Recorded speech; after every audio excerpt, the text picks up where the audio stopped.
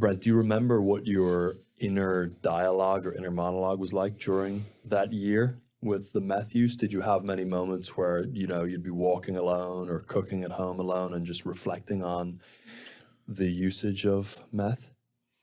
No, because it's like the inner dialogue in your mind when you're on crystal meth. It's like your mind is 1,000 million miles an hour, and you're always thinking and talking about what you're going to do next, or the shoulda, coulda, wouldas, right? Like, oh, I was going to do this, we're going to do that, and the next weekend we're going to, you're just anything and everything is like you're just like trash mouth. You're just dumping everything, and then you get to a place where you don't want to talk, and then you find the Pegasus doodle art poster that's as big as this whole table, and you start coloring by numbers.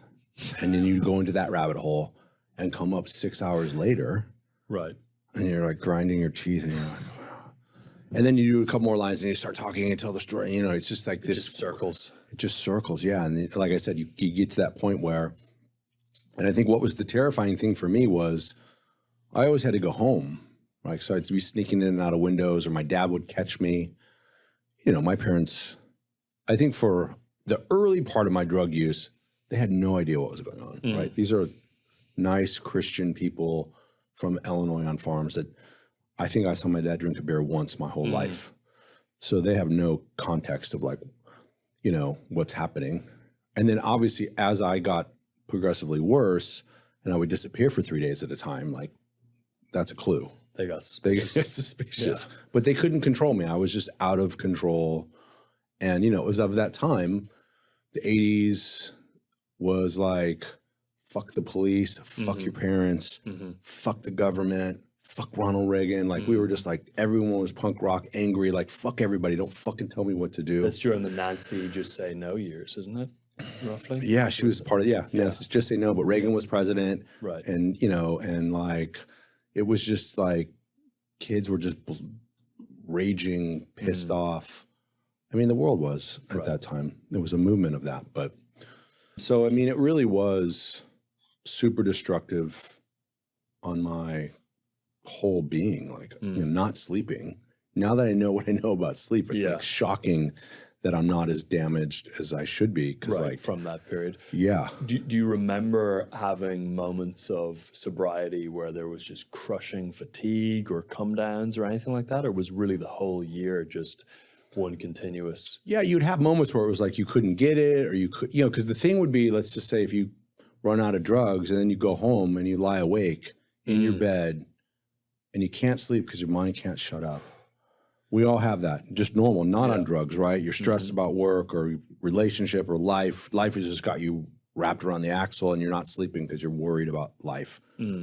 Throw in some crystal meth, there's not a chance in fucking hell you're sleeping, right? So you're literally just waiting for the sun to rise, and then you're like, okay, I'm gonna go to school, someone will have some pot, or I'll have some pot, cut the edge off, do another little bump, get through the day, go do more, It was just this like hamster wheel of existence that carried on for, you know, a minute. And then you came to LA and there was a woman you met, I believe, who helped. Was that a little bit later after that year? So what happened was I went on like a pretty good bender and I had to come home to my parents. And it was an intense last week of using where, this is the funny part of my story, where somewhere in a drugged out fantasy in Joshua Tree, I cut a girl's hair short who could carry short hair. Her name was Bobby Ball. Meaning she looked good with it. She looked good with short hair. Some girls don't look good short hair, right? And granted, I wasn't auditioning girls that looked good with short hair. She just said, cut my hair, and I did, and maybe she gave me some pot, and I was like, great. Right. She comes back to school the next day, looks cute as all hell, this 80s cute Bananarama haircut, right? And so I start cutting people's hair in high school for drugs. She's like, Brent, cut my hair. And then next thing you know, I'm just like bartering for haircuts. So my last week of using is I get offered to cut these drug dealers' hair and deep in the Mesa, up in the you know, kind of like past Pioneer Town, way up high. Right.